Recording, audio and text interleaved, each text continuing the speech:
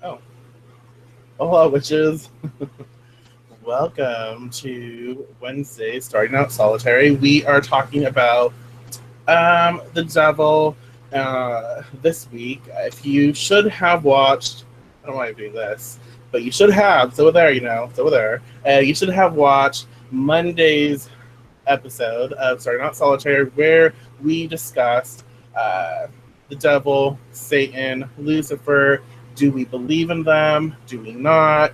Um, yeah, so definitely go back and watch it if you haven't already. This week or this today, we are talking about, because I'm with my special, wonderful guest, Miss Melissa the Dreadful Mystic.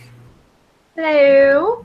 Oh, see, so adorbs. But tonight we're going to talk about how to work with the devil and why, really, more so, why it's important for the witch to work with the devil and what that means.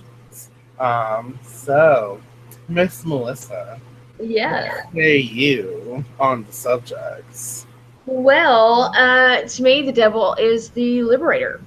You know, he is the primal force that we as witches use regularly. You know, everything about our craft, who we are, what we do, is very primal to me. You know, it is primal energies. People talk about the old religion, and when you think of old, you think primal, uncivilized, savage, and who better to show you what primal is than the devil? You know, whether you call him the witch father, the devil, Black Phillip, on and on and on, the buckos, yeah, I mean, all of these entities are different, the king of Elfame, all these entities are different words, different titles for the same being. The man in black, you know, and like I said, he is our liberator. He shows us what primal really is. He shows us what witchcraft really is when you dig down deep, what it really is, where it stems from. You know, as Michael said before, we've said before, all witches are his. Right. You know, Right. and to me, that is why it's so important to include him and work with him and understand who he is as a witch. You know, a lot of people, you hear a lot about working shadow and your shadow self, and who better to show you the depths of the dark. Oh my god, I like that connection. Sorry, I'm totally gonna because that gave me like this inspiration. I like that connection with the devil, with the shadow self, especially for witches, because obviously, who knows our shadow side? Who knows that is the individual, the being that sort of is a part of our lives, is the father of witchcraft, the father of witches. So working with the devil, especially as a witch, it's important because it helps you, for those of you who adhere to shadow work and want to process that and grow from that. That's the perfect companion to help you address those fears and those darker sides, because again, like Melissa said, he is the liberator. He is the wild one. He is very primal, and he uproots a lot because he bestows power, and the only way to bestow power is to uproot something so that power can enter. And so that's kind of like, he likes to deeply, that everything sounds wrong now, but anyways, it's just what it is. So, but yeah, I like the association with the devil and shadow work, because especially again as witch, it's necessary. Right. Because if you don't embrace that side of yourself, everything's going to be out of whack. You're not going to cast the way you want to cast, because something will always be holding you back. You know, it's a cliche in a way. You hear all these references, to the two wolves and of yourself, and it's brought up over and over and over. Star Wars, the Force, the dark side, all of that. Yes, and welcome to the dark side. And it's a constant in all forms of art, expression, religion, spirituality. And like I said, who better to show you how to accept yourself, how to thrive off of the pain that you've gone through, instead of holding it down and keeping it boxed in. There's a lot of allegories to that as well throughout our culture of what happens to people who box everything in and close all their, the bad stuff away. Nothing good ever comes of that. Anybody watching the Iron Fist, and it's a theme, especially in comic books. Batman, all of those, and there's a reason why this is such an attractive and constant in our society, because we have to be able to find that balance within ourselves. That's what it's all about. And it's sort of interesting that we're talking about this right now with Ostera just having gone through. We're at a new moon era of the kind of beginning of the actual astrological year. So right, it's time to find some balance. But yeah, that's what working with the Witch Father does. He shows you things that hurt. Yeah. And he teaches you how to transform that pain into pleasure, how to transform those instances into learning experiences where you can accept everything about yourself.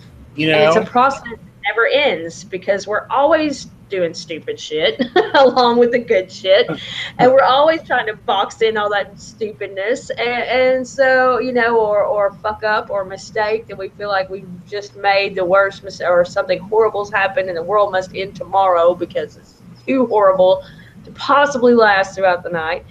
And we always do stuff like that, so it's something we have to constantly go back to. Right. And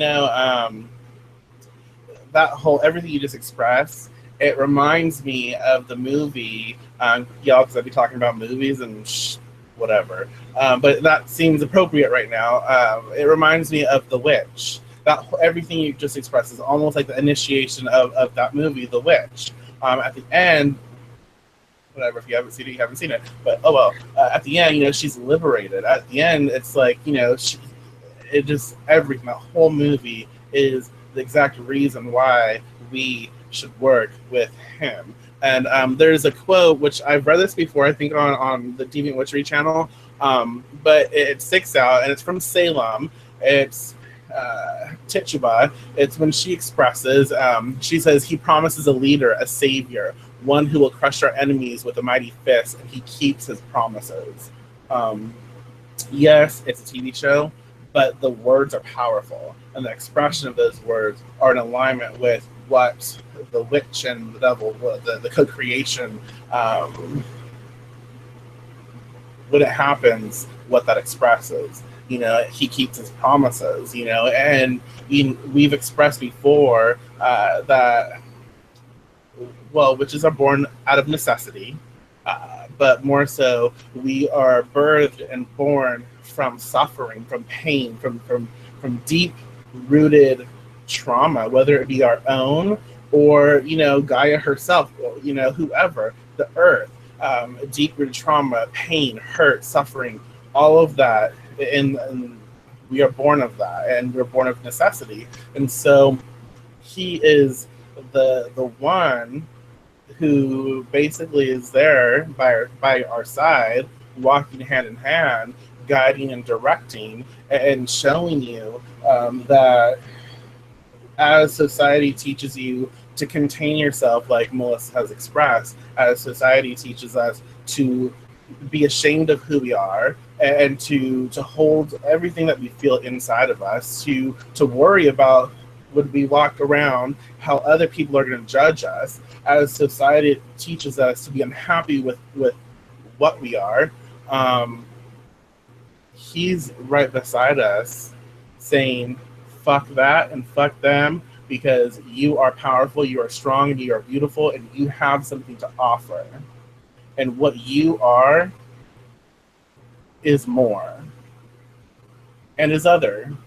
And you do not have to accept what society expresses. You do not have to accept what people say to you and how they want to hold you back and how they want to shape and mold you in their own mind, their own thought process, how they perceive you to be, how they want you to be.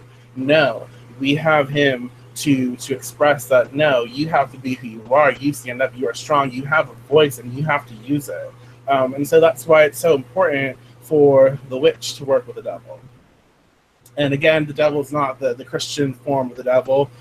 We have to reiterate that, but it's just not. Right. If you want to hear an expansion of that, make sure you watch Monday's video, because that's where you'll find all that. We go into that in really extreme detail, I think. So, but yeah, I totally agree. And to me, that is why it is important, to work with the devil in your craft, to understand that pain is a part of life. With everything, there's going to be some kind of pain to come along with it. Healing is usually a painful process. Right. If you've ever had any surgery or had to have any kind of rehabilitation because of an injury, then you know that healing is a painful process. Yeah. And it's not, to me, what the biggest mistake I see in the witch community is that people talk about shadow work. They talk about, almost like you're trying to take that pain and change it into something else. And to me, that's not what it's about. It's understanding that that's pain. And pain's a part of life. Not morphing it into some pretty thing. It's not. It's ugly. It's gross. Right. It hurt. Seeing what that pain made of you after the pain, during the pain. It's not, and seeing how amazing that is and how beautiful it is in the aftermath. Obviously not when it's happening. Right. When it's happening, it sucks. But and that is the devil in the craft. The devil in the craft shows you that. He expresses it, and you learn from it, and you see it for what it really is, not glamored up and glittered up and nothing like that. No. And it makes me wonder, you said something earlier, I can't remember what it was, but I just got something hit in my head, like, boom, this is an idea to share. It makes me wonder, it's a good thing that we're having this conversation and we're sharing this information, because I feel like, how am I going to express this? The disconnect from witchcraft, the disconnect from witch and devil, or the man in black, or however you want to perceive the expression of the witch father. It's like having that disconnect has created the inability for people to actually practice. They've lost that connection to their practice. So you see a lot of people just, reading or not even reading, just acquiring shit and not doing something because they don't have that connection with their craft. At the core of the craft, in a sense, would be, the witch father. Mm-hmm. You have that disconnect because we keep pushing him away. We keep saying, oh, I don't believe in that, because we try to make ourselves look pretty for society. So I don't believe in that. Oh, I don't believe in that. Oh, I don't believe in the devil. No. And so we keep pushing that, disconnecting ourselves from our rightful place. And we have, again, that disconnect. Apparently that's the word of the night, y'all. And we don't do shit. we don't know what to do because we're not being necessarily guided by the right person for the job, or the right individual entity, whatever, for the job, because we keep pushing the essence away that is supposed to be a part of us, that is supposed to be a part of our craft, that is supposed to guide us and show us what to do. Or, you know, and people can say, well, spirit guides, well, whatever. Yes, they have their place, but they're not that core foundation to witchcraft. They're not that specific strain that needs to be a part of the whole. You know, they're additionals, I guess. Right. Anyways, but yeah, I wonder that, like, because we pushed that away so much, we've created that disconnection, and so now we have what you see everywhere, and that's nobody practicing, no one able to have a conversation. And I don't mean everyone, because there are a lot of people who do still practice and we can have a conversation, but the majority of individuals that I have come in contact with don't know how to do basic stuff, or they don't practice, and yet they claim to be something that means you have to practice. So yeah, that's another reason why it's so important to work with the devil. Yes, I agree. Mm-hmm. Let's see. And the devil is not the green man. There are different energies. People say that, you know, oh, the horned one. Not the way that it is expressed in Wicca. You know, the horned one would be a very distinct entity, being. The devil wouldn't be the same. Right. So just know that. Let's say, what would be one thing you would give to someone and express, like, how they can work with the devil? Like, one of the first things that maybe they can do to connect with him. Well, that's kind of challenging, because for me, I was at the Eternal Sabbat whenever I first really had a very, you know, the most best way to get to know him, which was very intense. I'm trying to find the words because I don't want to scare anybody off. But so I want to make sure I word it correctly. It's very intense. Honestly, call out to him. Call out to him. Express your desire to get to know him. It's not always super intense. Whenever I look back on my craft, I can see where he was as a more subtle aspect, as a kind of get to know you. Right. You know, I could tell even pretty much from the very beginning, because I wasn't sure who he was. And I can understand why people get him confused with the Green Man or Cerninos, or however you pronounce his name. Because he can be subtle when he needs to be. Right. It would be for me. It would be a call. You know, a calling out to him. I mean, there are different ways. You can go to the crossroads. To a crossroads. That's what I was gonna say. Granted. You know, I'm not going to even lie. It's intense. It is kind of scary, but that's part of it. I mean, that's the thing. There's no way around that kind of fear, because that's part of his aspect. It's not necessarily a bad fear. It's just an unknown. Right. You know, encountering the unknown. Right. And that's, you know, very intimidating. Right. So there's a lot of different ways. Like I said, you can go to the crossroads. Mm-hmm. You can build a fire in the middle of a very desolate place in the forest, and call out. Just be ready. Right. All I have to say is just be ready. I would, I was gonna say the crossroads thing, so you took mine. But I would express that when you call out to him, make sure you're calling out to the right being, because if you're trying to call out to the witch's devil, and you call out and you're thinking Christianity's version, Christianity's form, you might get exactly what you're calling to.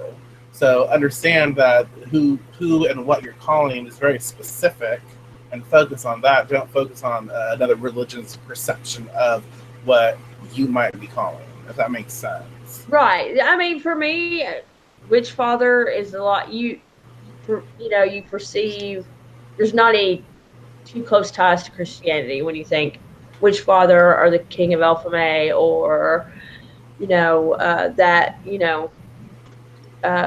terming, using those terms to describe him, I guess, would be a much safer way as far as knowing you're going to get who you're calling for.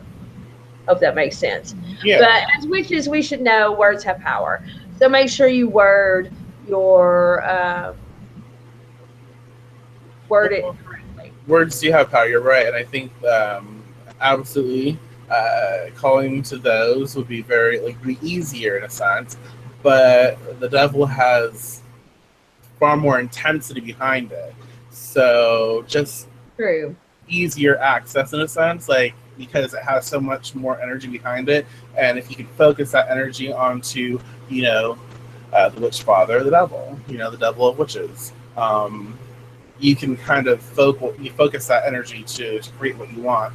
But definitely, I would say your first contact should be at night, just because that energy creates the atmosphere.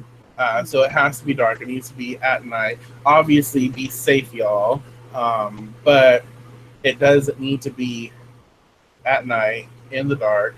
If you have a wooded area that you can go out somewhere and be safe, definitely do that. If you need someone to kind of not necessarily go with you, as in be right there with you, but someone who can hang around on the outskirts and just be your guardian, your watcher, or whatever from physical things, that would be smart.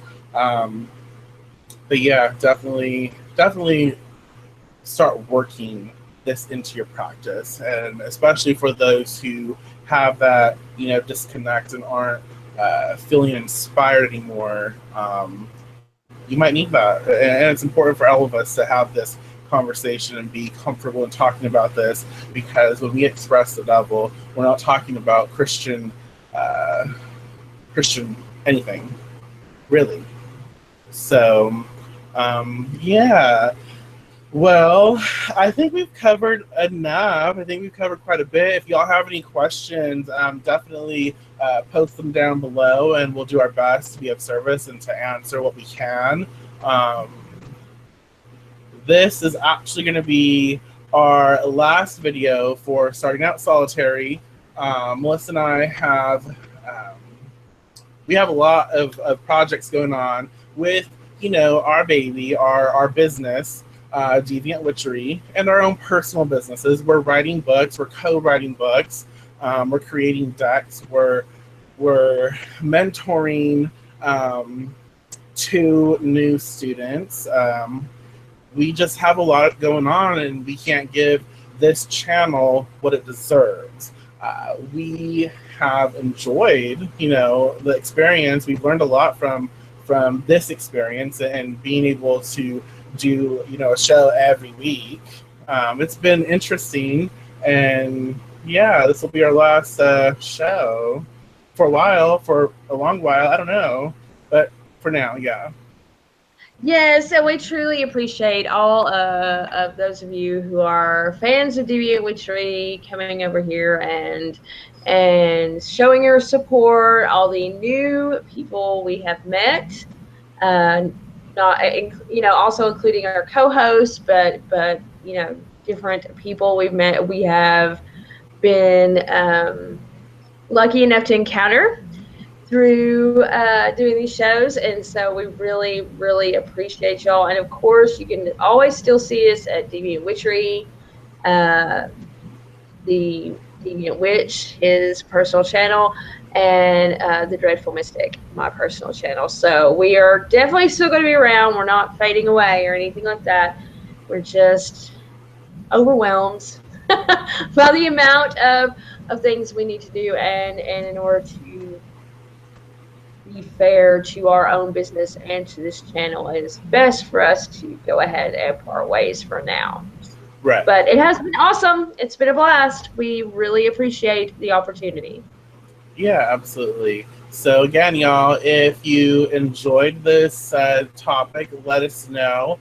Any questions, anything you'd like to offer, anything you'd like to say, for sure, put a comment below. And honestly, do a video response. Do you believe in the devil? Do you believe in Satan? Do you work with them? Why not? You know, have fun with it. Start somewhere. But yeah, until next time, y'all. Peace. Bye.